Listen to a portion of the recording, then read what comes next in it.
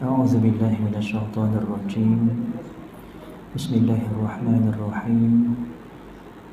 السلام عليكم ورحمة الله وبركاته.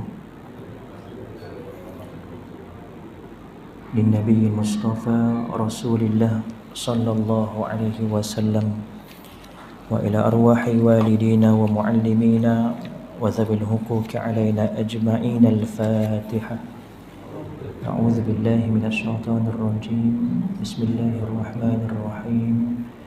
الحمد لله رب العالمين الرحمن الرحيم مالك يوم الدين إياك نعبد وإياك نستعين اهدنا الصراط المستقيم صراط الذين أنعمت عليهم غير المغضوب عليهم ولا الضالين. آمين. إن الحمد لله نحمده ونستعينه ونستهديه ونستغفره ونعوذ بالله من شرور أنفسنا ومن سيئات أعمالنا. من يهده الله فلا مضل له ومن يضلله فلا هادي له. أشهد أن لا إله إلا الله وأشهد أن محمدا عبده ورسوله. اللهم صل وسلم على سيدنا محمد وعلى آله وأصحابه أجمعين. سبحانك لا علم لنا إلا ما علمتنا إنك أنت العليم الحكيم. رب اشرح لي صدري ويسر لي أمري واحلل عقدة من لساني يفقه قولي. اللهم أنت ربي لا إله إلا أنت خلقتني وأنا عبدك وأنا على عهدك ووعدك ما استطعت. أعوذ بك من شر ما صنعت. أبوء لك بنعمتك علي وأبوء بذنبي فاغفر لي فإنه لا يغفر الذنوب إلا أنت. قال الله تعالى في كتابه العزيز بعد أعوذ بالله من الشيطان الرجيم. للرجال نصيب مما ترك الوالدان والأقربون وللنساء نصيب مما ترك الوالدان والأقربون مما قل منه أو كثر فريضة من الله نصيبا مفروضا. Bagi golongan lelaki ada bahagian pusaka dari peninggalan ibu bapa dan kerabat, dan bagi golongan perempuan pula ada bahagian pusaka daripada peninggalan ibu bapa dan kerabat, sama ada sedikit atau banyak daripada harta yang ditinggalkan itu, iaitu bahagian yang telah diwajibkan, yakni ditentukan oleh Allah Subhanahu wa taala.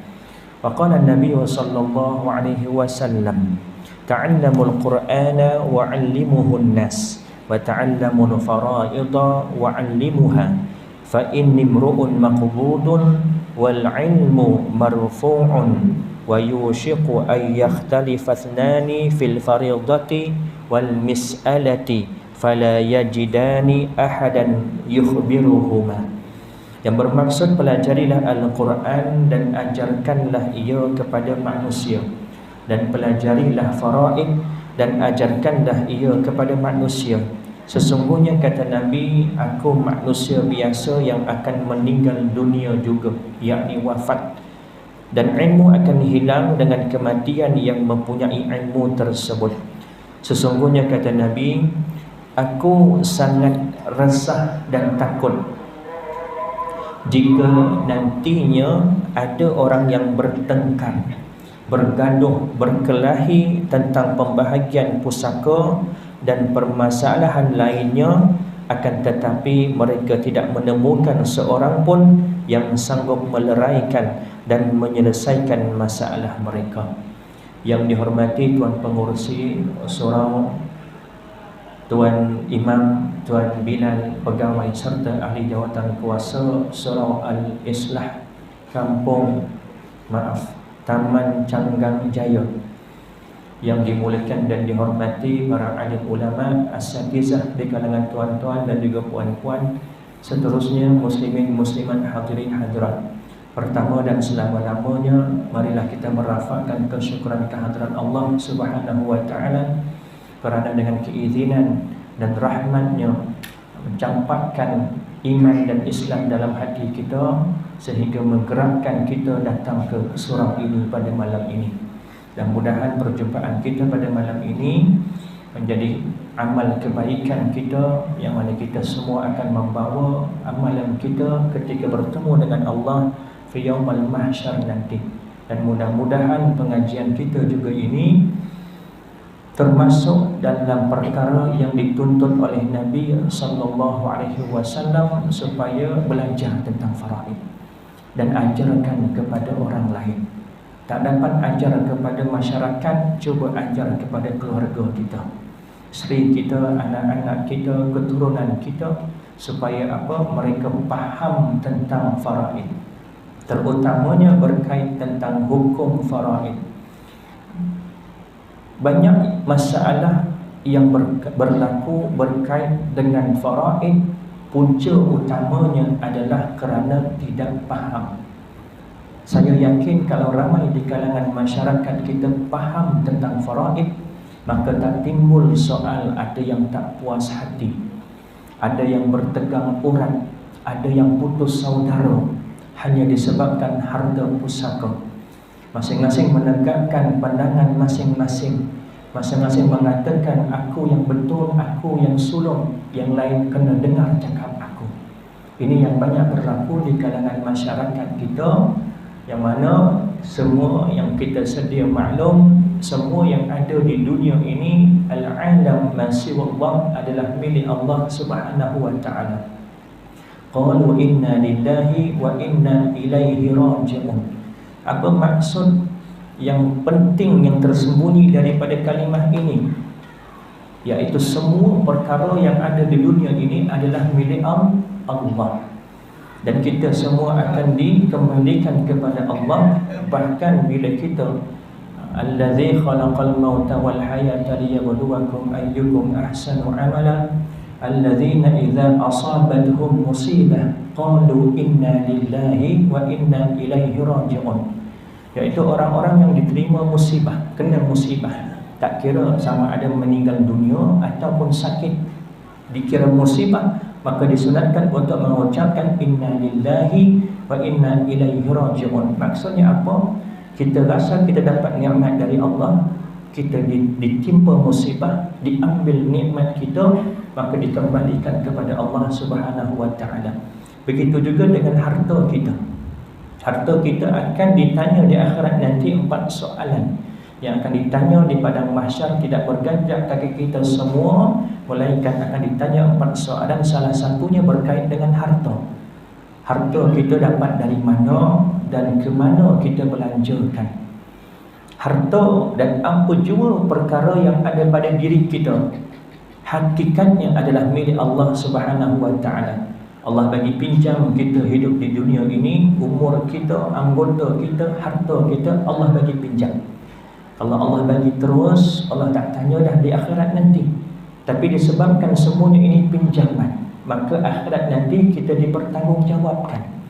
Amanah yang kita dapat nikmat ini, harta kita akan dipertanggungjawabkan. Maka bila kita meninggal dunia, hakikatnya harta itu akan dikembalikan kepada Allah Subhanahu wa taala. Dan Allah yang akan memberikan semula kepada waris-waris kita. Melalui apa? Melalui faraid.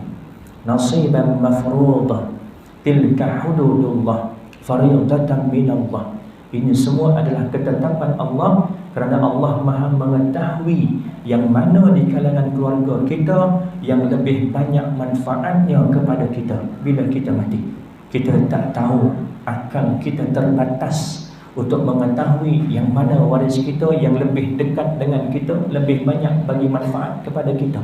Kalaulah betul kita anggap begitu, andaian orang lain tak sama, maka berlaku pergaduhan lagi, berlaku pertelingkahan. Maka Allah Subhanahu wa taala langsung menentukan dalam Al-Quran tentang pembahagian pusaka.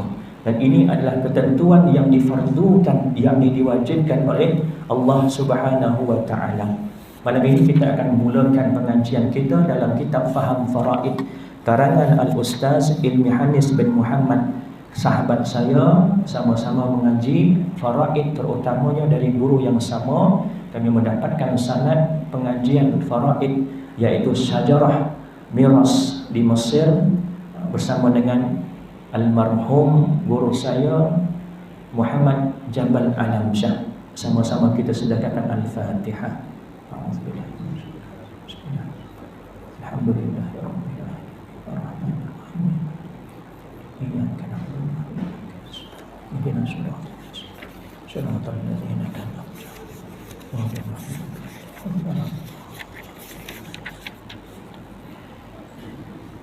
Kita mulakan dengan prakata kitab. Bismillahirrahmanirrahim, dengan nama Allah yang Maha Pemurah lagi Maha Pengasih. Segala bentuk kepujian kepada Allah Subhanahu wa ta'ala, Tuhan sekalian alam, Tuhan yang Maha Bijaksana, yang mengurniakan taufik dan hidayah menuju ke jalan yang lurus. Salawat dan salam kepada penghulu para anbiya Rasulullah sallallahu alaihi wasallam, pengutus risalahnya serta membawa rahmat buat semua. Ilmu faraid merupakan salah satu ilmu yang sangat penting bagi umat Islam. Sebahagian besar ilmu ini telah diterangkan oleh Allah Subhanahu wa ta'ala secara terperinci di dalam surah An-Nisa. Malah baginda sallallahu alaihi wasallam telah menggalakkan umatnya untuk mempelajari dan mengajarkan ilmu ini kepada orang lain. Manusia adalah hamba Allah yang sangat lemah. Mereka tidak mempunyai keupayaan untuk mengagihkan harta pusaka dengan seadilnya. Kebijaksanaan yang dikurniakan oleh Allah adalah terbatas kepada manusia.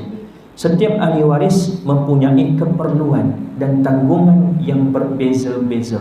Hanya Allah Subhanahu wa ta'ala, Tuhan yang Maha Bijaksana, yang terlebih layak untuk menentukan bahagian-bahagian harta pusaka buat mereka mengikut neraca adilnya Allah Subhanahu wa ta'ala. Ilmu faraid merupakan salah satu ilmu yang istimewa dan unik. Namun masih tidak ramai di kalangan umat Islam yang dapat menguasai ilmu ini. Ini berlaku adalah disebabkan oleh beberapa faktor. Di antaranya ialah kekurangan penyebaran ilmu ini, sama ada dari segi tenaga pengajar dan bahan rujukan. Masyarakat sukar untuk memahami ilmu ini, tahap penguasaan ilmu matematik yang lemah dan sebagainya. Maka bagi membantu masyarakat dalam mempelajari dan menguasai ilmu ini, buku ini ditulis dengan menggunakan bahasa yang mudah untuk difahami dan teknik-teknik pengiraan yang ringkas. Buku ini merupakan buku yang kedua penyusun, iaitu buku lanjutan daripada buku asas, iaitu Fajar Faraid. Buku ini dihasilkan setelah penyusun mengadakan beberapa siri kursus dan bengkel berkaitan ilmu faraid selama beberapa tahun. Terdapat banyak maklumat-maklumat tambahan yang bermanfaat ingin dikongsikan. Selain itu juga, penyusun juga telah mengikuti beberapa pengajian ilmu faraid dalam usaha untuk menguasai ilmu ini. Penyusun juga telah membuat beberapa rujukan daripada kitab-kitab yang muktabar, buku-buku tentang harta pusaka dan artikel-artikel berkenaan bidang ini. Pembahagian buku ini masih dikekalkan seperti di dalam buku Fajar Faraid, iaitu dibahagikan kepada dua bahagian yang utama, iaitu pemahaman dan pengiraan. Dua bidang yang dipecahkan oleh penulis dalam kitab ini, iaitu satu berkait dengan pemahaman tentang fiqh, tentang hukum faraid, hukum-hukum yang berkaitan. Yang kedua berkaitan tentang pengiraan. Kalau tuan-tuan dapat menguasai dua-dua, alhamdulillah. Tetapi yang paling utama bagi saya secara peribadi adalah berkait dengan hukum faraid. Kerana hukum ini berkait dengan harta yang kita dapat daripada pusaka. Kita takut-takut harta yang kita dapat masuk ke poket kita, masuk ke mulut kita dan keluarga kita dari sumber yang haram, na'udzubillah. Kerana Nabi SAW bersabda, kullu lahmin nabatat min haramin fannaru awla bi. Tiap-tiap daging yang tumbuh dalam badan kita dari sumber yang haram, maka fannaru aula bih, nerakalah tempat utamanya. Na'udzubillah. Dua bidang pengetahuan ini amat penting untuk memahami dan menguasai ilmu faraid. Pembahagian ini juga bertujuan untuk memudahkan pembaca untuk memahaminya. Penyusun amat berharap agar buku kecil ini dapat memberi sedikit sebanyak panduan yang bermanfaat buat umat Islam dalam menghidupkan syariat-syariat Allah Subhanahu wa taala di atas muka bumi ini. Semoga usaha yang kerdil ini lahir dari niat yang suci ikhlas kerana Allah Subhanahu wa taala semata-mata. Hanya keredaan Allah Subhanahu wa taala sebagai matlamat kita di dunia dan di akhirat. Bersama kita ke syurga Firdaus tanpa hisab. Penulis Khadam Ilmu Hilmi Hanis bin Muhammad. Penulis ini sahabat saya juga, pernah masuk dalam TV Al-Hijrah dalam slot tentang faraid. Tuan-tuan boleh lihat di YouTube, type namanya Hilmi Hanis Al-Hijrah, keluar slot dia. Dia bersama dengan beberapa orang rakan lagi dai ilmu faraid di Malaysia. Mereka ada satu gabungan ataupun satu kumpulan persatuan di kalangan pelajar-pelajar, di kalangan alim ulama, orang yang alim tentang faraid satu Malaysia, dan mereka menubuhkan satu persatuan dinamakan Dai Ilmu Faraid Malaysia. Dan salah seorangnya adalah Ustaz Hilmi Hanis bin Muhammad, merupakan timbalan pengurusi Dai Ilmu Faraid. InsyaAllah kita teruskan dalam bab pengenalan definisi ilmu faraid. Ini isi kandungan. Tuan-tuan boleh lihat dalam kitab masing-masing. Yang ada kitab, yang tak ada nak beli boleh beli di Shopee. Ada jual di Shopee, RM30 satu naskah. Saya suka dengan kitab ini sebab sebelum-sebelumnya saya mengajar menggunakan kitab yang lain. Kitab yang lain saya tak kata buruk, tidak, tetapi yang ini bagi saya sesuai dengan wakil kita di Malaysia. Penulis faham dan dimasukkan beberapa perkara yang ada di Malaysia tak ada di negara lain. Apa contoh? KWSP. Kita KWSP ni dekat selama Malaysia je. Dekat negara lain wallahualam saya tak pasti ada ataupun tidak. Apa contoh lagi yang ada dekat Malaysia je? Sokso, Perkeso, Pencen, Tambung Haji, kemudian akta-akta yang berkait dengan unit pusaka kecil, akta-akta berkait dengan amanah raya, akta-akta berkait dengan mahkamah tinggi dan sebagainya.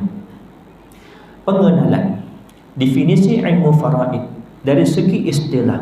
Ilmu faraid ialah satu ilmu dengan kaedah-kaedah fiqh dan pengiraan.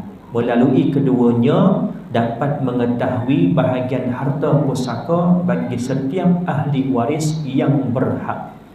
Perkataan faraidun diambil daripada kalimah bahasa Arab. Ia merupakan kata jamak, yakni kata nama berbilang, daripada perkataan faridatun.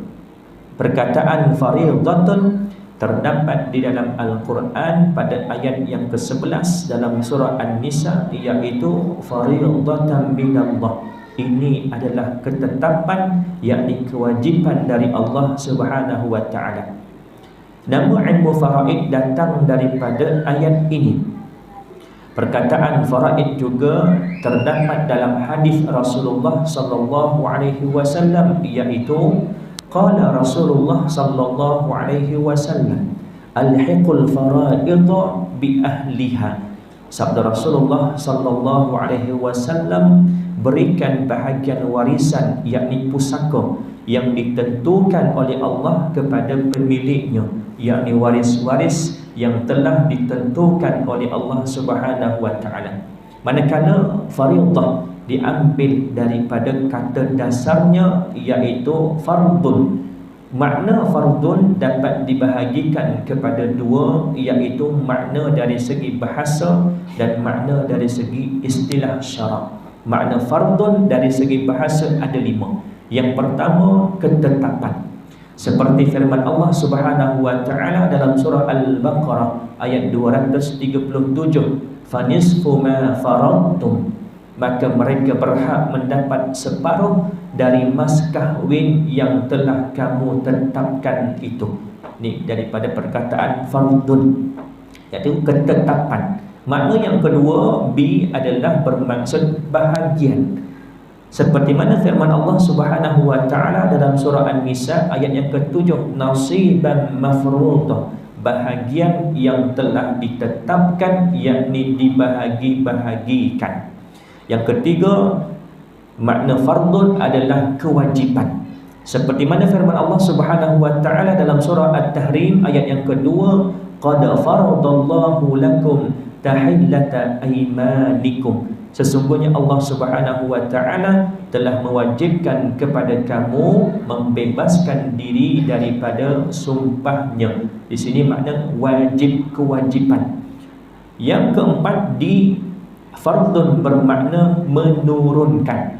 Firman Allah Subhanahu wa taala dalam surah Al-Qasas ayat 85, innal ladzi farada 'alaikal qur'ana laradduka ila ma'adin, sesungguhnya Allah Subhanahu wa taala telah menurunkan Al-Quran. Farada di sini bermaksud menurunkan. Turunkan apa? Al-Quran kepada kamu, yakni Muhammad sallallahu alaihi wasallam, sudah tentu akan menyampaikan engkau lagi kepada apa yang engkau ingini dan cintai.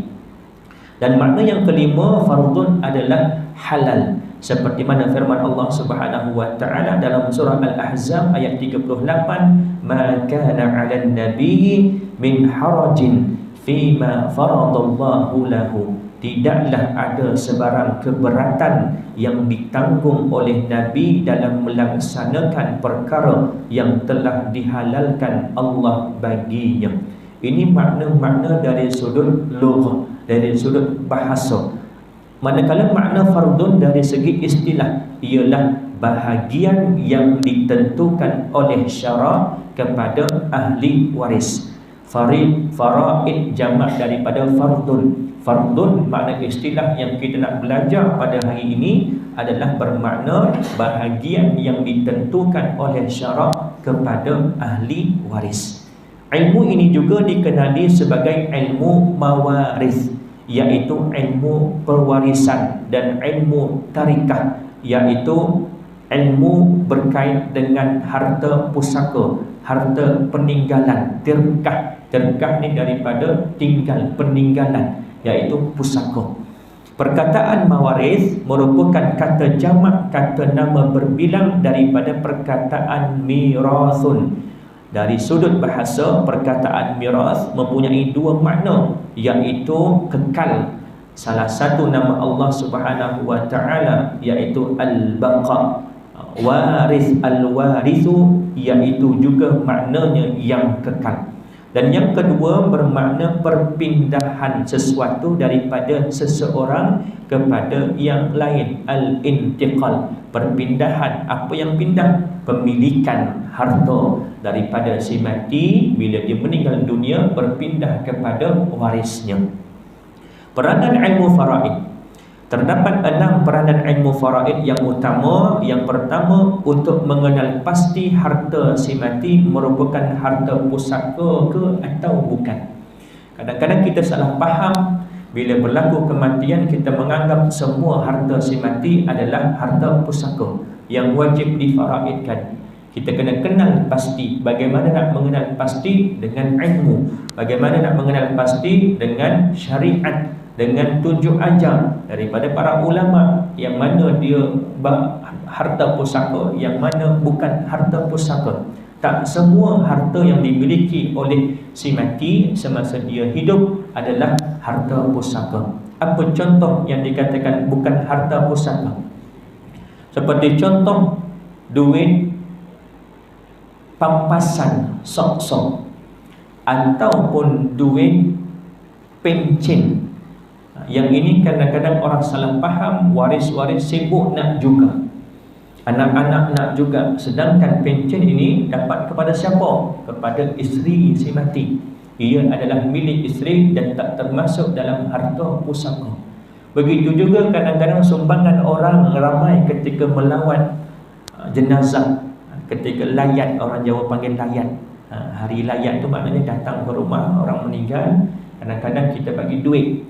Kalau di tempat saya, di Sekincan, digunakan bekas besin, kemudian diletakkan beras dalamnya, supaya bila orang datang nak sumbang masuk dalam beras.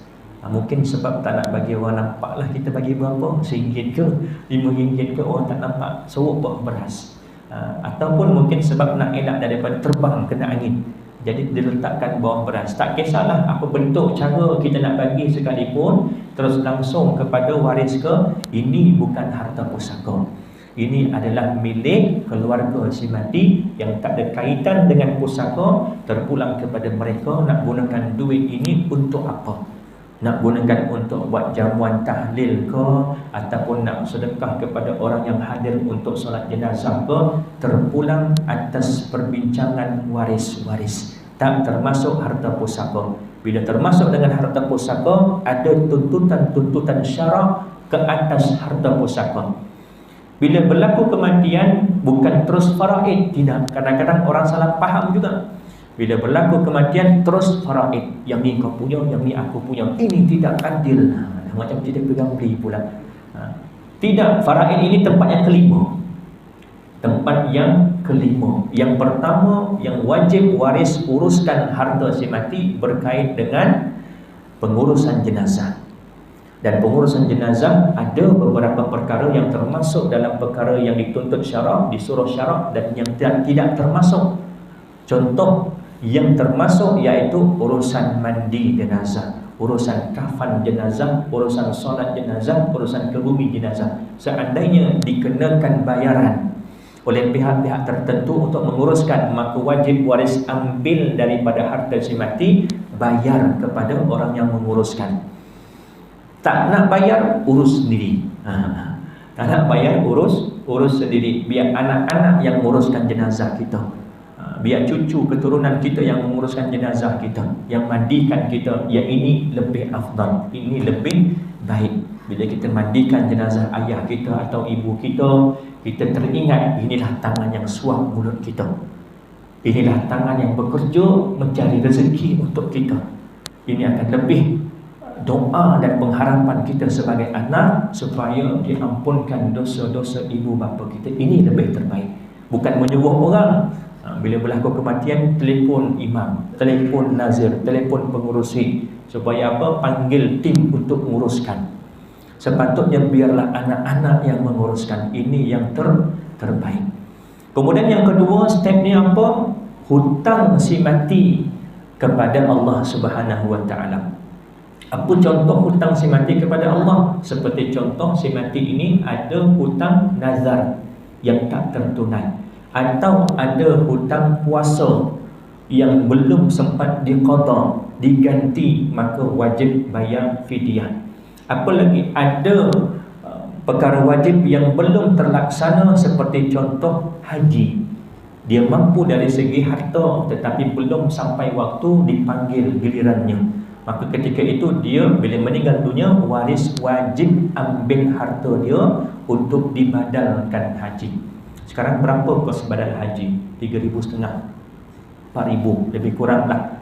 Inilah amount yang wajib seandainya semasa hidup si mati belum lagi mengerjakan haji, belum lagi naik haji. Dia mampu dari segi harta, dah kumpul duit ada, mampu, cuma belum sampai giliran. Giliran kita faham-faham lah. Kalau tuan-tuan daftar hari ini, silap-silap tarikh panggilan tu seingat saya dalam 2100 lebih tahunnya.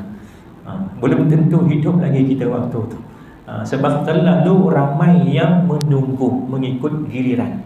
Tetapi tabung haji pun dia ada sistem. Kalau misal kata yang mana cukup duitnya, dia akan dahulukan dahulu mana yang cukup duit, walaupun nombornya nombor ke belakang daripada orang yang belum cukup duit simpanan dalam tabung haji. Yang ketiga, hutang kepada manusia.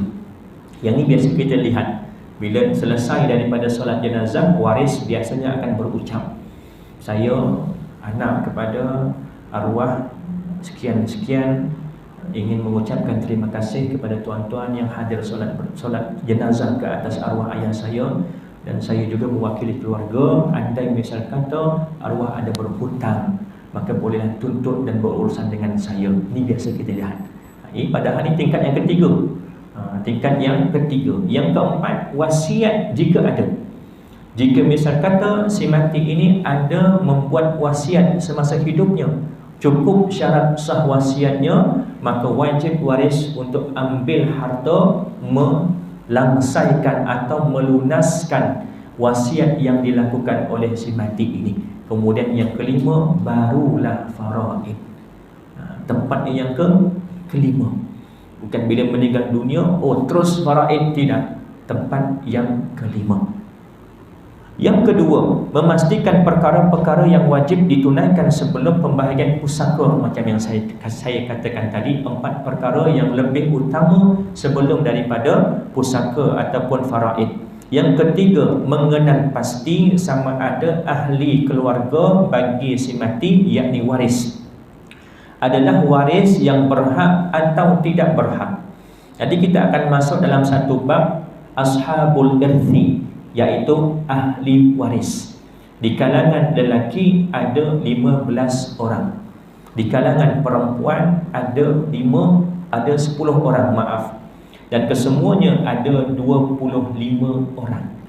Bukan bermakna ada 25 semua orang boleh dapat, tidak. Tidak, hanya 5 orang saja. Andai misal kata 25 orang waris ni ada, hanya 5 orang sahaja yang berhak mendapat. Siapa dia? Ayah si mati, ibu si mati, pasangan si mati, anak lelaki si mati, anak perempuan si mati. Yang lain minta maaf awal-awal. Walaupun dia termasuk dalam ashabul irthi, waris, tetapi dia terhalang oleh 5 orang ini. Al-hajbu. Nanti kita akan masuk dalam satu bab penghalang ataupun halangan. Siapa yang menghalang dan siapa yang terhalang. Bahkan ada setengah ulama mengatakan, barang siapa yang tidak menguasai ilmu al-hajbu, iaitu penghalang dalam ilmu faraid, maka haram bagi dia untuk menentukan siapa yang berhak mendapat dan siapa yang tak berhak mendapat. Sebab dia tak tahu siapa yang menjadi penghalang, siapa yang terhalang. Sebab tak tahu, maka bagi dia semua dapat. Tak. Ada waris yang terhalang dari segi hirman, maknanya tak dapat langsung, 1 sen pun tak dapat. Ada waris yang dapat dari segi nuqsan, maknanya berkurang. Asalnya banyak tetapi dapat kurang. Seperti contoh suami, walakum nisfu ma taraka azwajukum illam yakul lahunna walad, kata Allah dalam ayat surah An-Nisa ayat yang ke-11. Bagi kamu suami-suami dapat 1/2 sekiranya si mati, yakni isteri kita meninggal dunia, dia tak ada anak, kita dapat 1/2. Tetapi kalau misalnya kata isteri kita ada anak, maka kita mendapat 1/4. Kita terhalang oleh anak si mati, anak isteri kita, sama ada anak itu dengan kita ataupun dengan suami sebelumnya. Status dia ada anak, maka kita mendapat 1/4. Hirman juga, mahjub juga terhalang, tetapi terhalang dari sudut nuqsan, berkurang daripada asalnya 1/2 kepada 1/4. Nanti kita akan masuk lebih terperinci. Yang ketiga, yang keempat, memastikan ahli waris yang berhak tidak terhalang oleh waris-waris yang lain. Macam yang saya katakan tadi, kena kenal pasti di kalangan 25 waris ini siapa yang menghalang, siapa yang terhalang. Bila ada si A, maka B akan terhalang. Bila ada si B, maka C akan terhalang, contohnya. Yang kelima, menetapkan bahagian ahli waris yang berhak. Tentukan ayah 1/6 contoh, ibu 1/6, suami 1/4, anak lelaki, anak perempuan dapat baki atau asabah dengan pembahagian lidzakari mithlu hazzil unsayain. Bahagian lelaki 2 bahagian daripada bahagian perempuan. Tujuan ilmu faraid yang keenam, menghitung bahagian melalui kaedah-kaedah pengiraan untuk menentukan bahagian bagi setiap ahli waris yang berhak. Nanti kita akan masuk dalam bab yang kedua yang terbesar, iaitu dalam bab pengiraan. Sebelum bab pengiraan, kita kena lalui dahulu bab-bab yang berkait dengan hukum-hukum faraid, yang mana bagi saya ini lebih penting. Supaya mana? Supaya kita kenal pasti hukum-hukum yang berkait, perkara-perkara yang berkait dengan harta pusaka sebelum kita nak mulakan urusan faraid harta. Tujuan ilmu faraid, ilmu faraid adalah bertujuan untuk menentukan dan memberikan bahagian tertentu daripada harta pusaka si mati kepada ahli warisnya yang berhak. Sejarah perwarisan harta pusaka, sejarah pembahagian harta pusaka dapat dibahagikan kepada dua masa, iaitu sebelum dan selepas kedatangan Islam. Lihat bagaimana proses pembahagian pusaka sebelum kedatangan Islam. Ini sejarah, ini sirah, kisah sejarah ataupun histori bagaimana orang dulu sebelum kedatangan Islam membahagikan pusaka kepada waris-waris mereka. Ketika zaman jahiliyah, bila sebut zaman jahiliyah bermakna zaman sebelum kedatangan Islam, bukan bermakna zaman ketika itu orang bodoh-bodoh semua, tak, bukan. Jahiliyah waktu itu mereka hidup macam biasa, ada muamalahnya, ada bangunan rumah dan sebagainya, ada tanaman macam kita, tetapi disebutkan jahiliyah kerana sebelum kedatangan Islam. Hanya lelaki dewasa yang berhak mempusakai harta warisan si mati. Mereka akan mewarisi harta pusaka melalui 3 kaedah. Ini sebelum kedatangan Islam. Perempuan dapat tak pusaka? Tidak dapat. 1 sen pun tak dapat. Maka jangan timbulkan ini tidak adil, kenapa perempuan dapat separuh daripada lelaki. Lihat sejarah bagaimana sebelum kedatangan Islam, wanita langsung tidak mendapat harta pusaka. Bahkan anak-anak yang kecil juga terhalang. Siapa yang dapat? Di kalangan adik-beradik atau saudara si mati yang lelaki sahaja yang dapat. Ini sejarah, kita kena kenal pasti dan tahu supaya apa? Apa yang ada sekarang yang ditentukan oleh Allah adalah untuk menaikkan martabat wanita. Daripada tak dapat asalnya, dapat juga, tetapi separuh daripada lelaki. Hikmah, bila kata hikmah, ini bukan tujuan. Tujuan bila kita buat, ini perintah Allah. Tetapi hikmahnya apa? Kenapa perempuan dapat separuh? Kerana mungkin perempuan kurang tanggungan berbanding lelaki. Lelaki yang dapat lebih, banyak tanggungan dia. Biasa azan dulu ke ataupun kita teruskan? Nak beri laluan azan tak? Ataupun terus ya? Ketika zaman jahiliyah, hanya lelaki dewasa yang berhak mempusakai harta warisan si mati. Mereka akan mewarisi harta pusaka melalui 3 keadaan, iaitu yang pertama, melalui cara keturunan nasab. An-nasabu, iaitu keturunan nasab. Bila kata keturunan nasab, dengan sebab anak ataupun bapa. Bapa mewarisi anak, anak mewarisi bapa, cucu mewarisi datuk. Begitu juga sebaliknya, datuk mewarisi cucu. Pada ketika itu, bukan semua ahli keluarga akan mendapat harta pusaka. Hanya golongan lelaki dewasa yang dikatakan ar-rijal yang dapat mewarisi harta pusaka ahli keluarganya. Alasan mereka ialah kaum wanita dan kanak-kanak merupakan golongan yang lemah. Golongan ini tidak berupaya untuk melindungi suku kaum mereka daripada serangan musuh. Ini alasan ketika itu. Sebelum datangnya Islam, mereka memberi alasan kenapa perempuan tak dapat harta pusaka, kenapa anak-anak kecil tak dapat harta pusaka. Kerana mereka ini tak dipertanggungjawabkan, tak ada kuasa, tak ada kekuatan untuk menjaga suku kaum dia waktu itu. Jadi mereka ini hidup berkelompok-kelompok, satu kaum. Jadi mereka ini saling menjaga antara satu sama lain. Maka yang lelaki kebiasaannya tugasan untuk menjaga kawasan dan kelompoknya lebih tinggi berbanding dengan kaum perempuan dan kanak-kanak. Bangsa Arab ketika itu mengatakan, adakah patut kami memberikan harta warisan kepada orang yang tidak tahu menunggang kuda, tidak pandai memegang pedang dan tidak mahir bertarung dengan musuh? Mereka merujuk kepada kaum wanita. dan juga kanak-kanak pada ketika itu. Jadi kenapa dapat kat lelaki? Kerana orang lelaki ini tahu menunggang kuda, pandai memegang pedang, pandai berlawan, berkelahi dan sebagainya, dan juga pandai bertarung dengan musuh ketika berlaku peperangan. Namun begitu, mereka masih memelihara kebajikan isteri yang kematian suaminya dengan memberikan nafkah daripada harta arwah suami kepada isteri tersebut selama setahun. Setahun dibiayai, dibagi makan kepada isteri-isteri si mati ini. Daripada siapa? Daripada kaum lelaki saudara terdekat dengan si mati.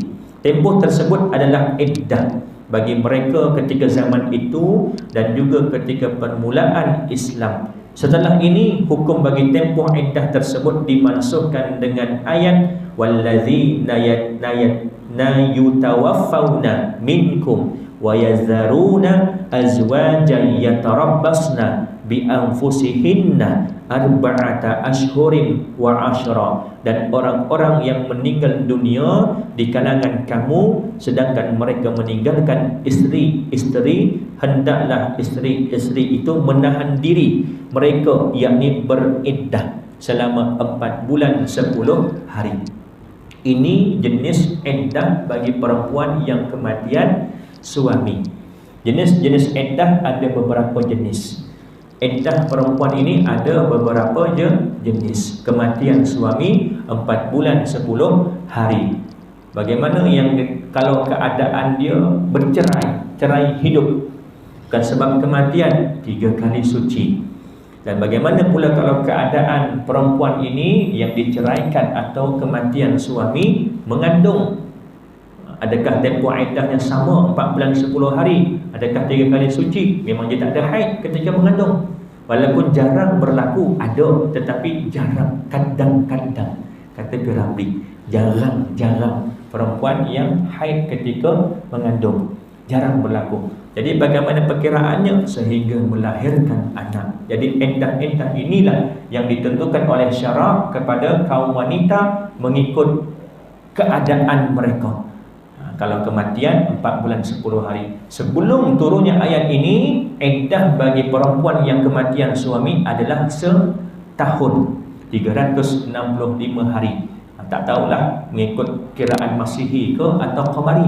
Kalau Masihinya 365 hari, setahun. Sebab itulah bagi rijal yang mewarisi harta pusaka si mati, perlu memberi makan dan tempat tinggal kepada isteri-isteri si mati ini selama tempoh 1 tahun. Kerana bagi mereka ketika itu iddah wanita adalah selama setahun.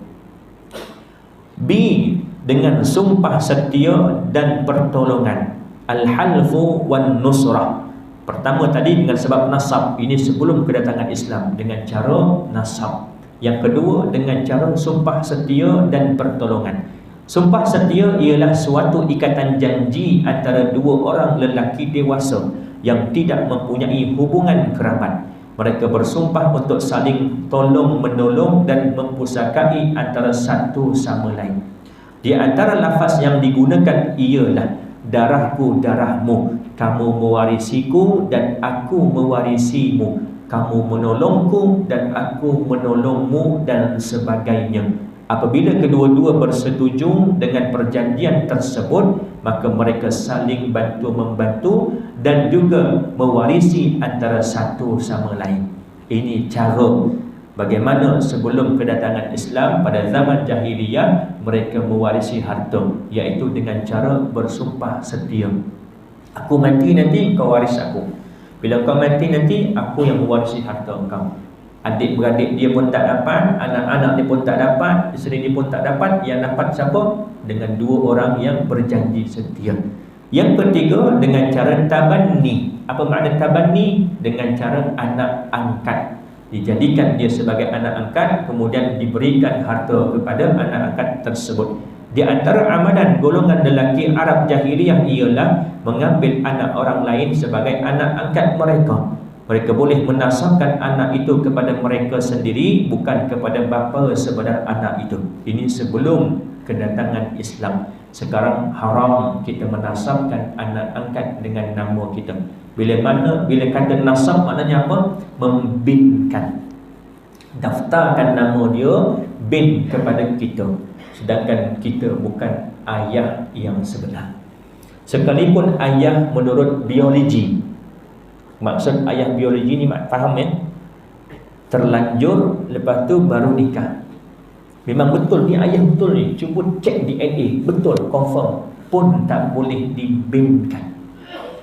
Berkait dengan urusan faraid, berkait dengan urusan wali nanti, jika anak ini nak kahwin nanti, jika dia seorang wanita.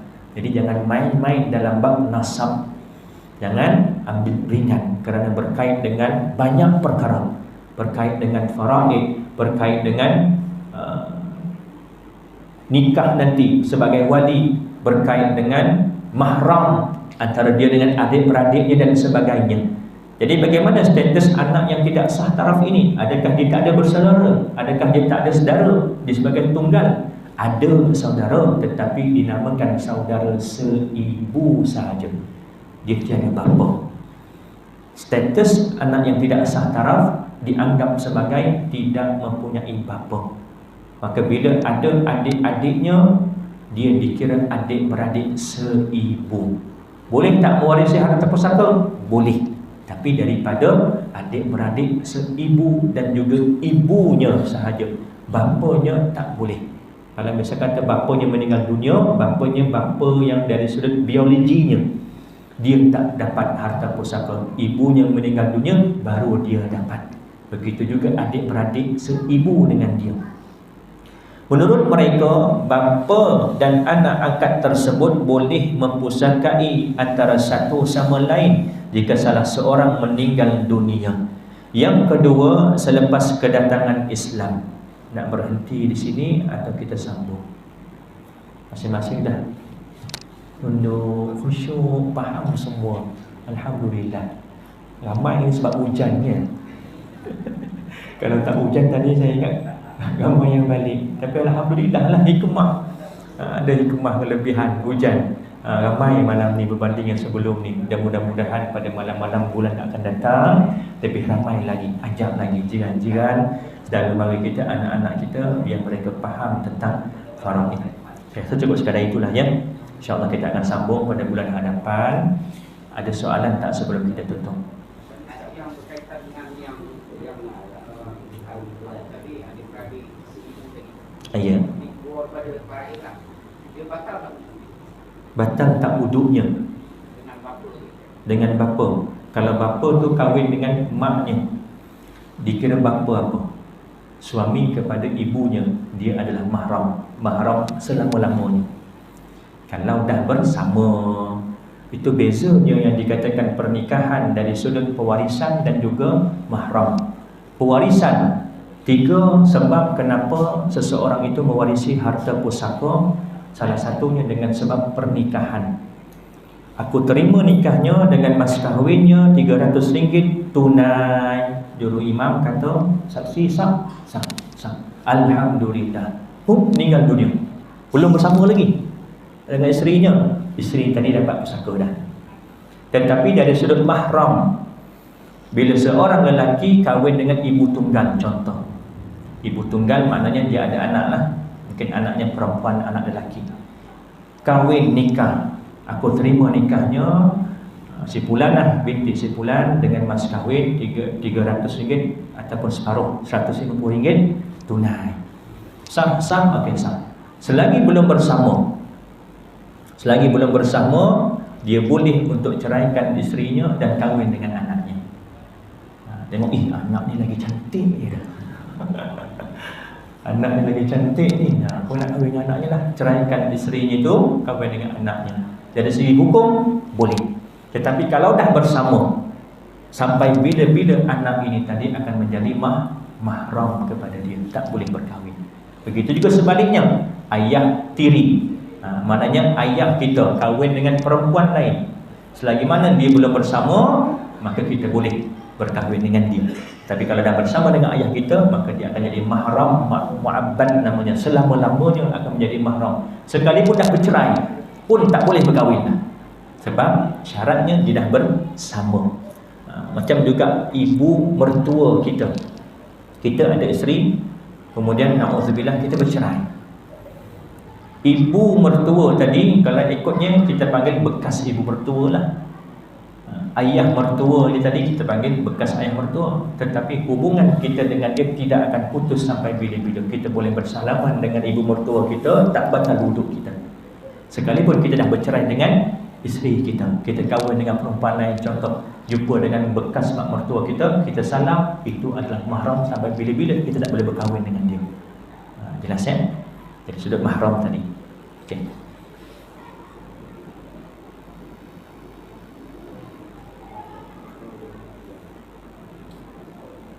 Surah Al-Islam. Surah Islam. Okey, saya cukup sekadar itu. Yang baik itu datang daripada Allah, dan kurang mamak itu datang daripada kelemahan diri saya. Saya mohon maaf, mohon ampun. Andai terkasar bahasa, tegur saya tuan-tuan dan juga puan-puan, kita tangguh dengan tasbih kafarah dan suratul Asr. Subhanakallahumma bihamdika asyhadu an la ilaha illa anta astaghfiruka wa atubu ilaik. Bismillahirrahmanirrahim. Wal 'asri innal insana lafi khusr illa alladhina amanu wa 'amilus salihati wa tawassaw bil haqqi wa tawassaw bis sabr. Bismillahirrahmanirrahim. Alhamdulillahirabbil alamin, wassalatu wassalamu ala asyrafil anbiya'i wal mursalin wa ala alihi wa sahbihi ajma'in. Allahumma faqihna fid din wa 'allimna at-ta'wil wahdinas siratal mustaqim siratal ladzina an'amta 'alaihim minan nabiyyin was-siddiqin wasyuhada'i was-salihin. Allahumma arinal haqqa haqqan warzuqna ittiba'ah wa arinal batila batilan warzuqna ijtinabah. Allahumma inna na'udzubika min 'ilmin la yanfa' wa min qalbin la yakhsha wa min nafsin la yashba' wa min da'watin la yustajabu laha. Rabbana atina fid dunya hasanah wa fil akhirati hasanah wa qina 'adzaban nar. Wa sallallahu ala sayyidina Muhammad wa ala alihi wa sahbihi wa baraka wa sallam. Walhamdulillahirabbil alamin. Assalamualaikum warahmatullahi wabarakatuh.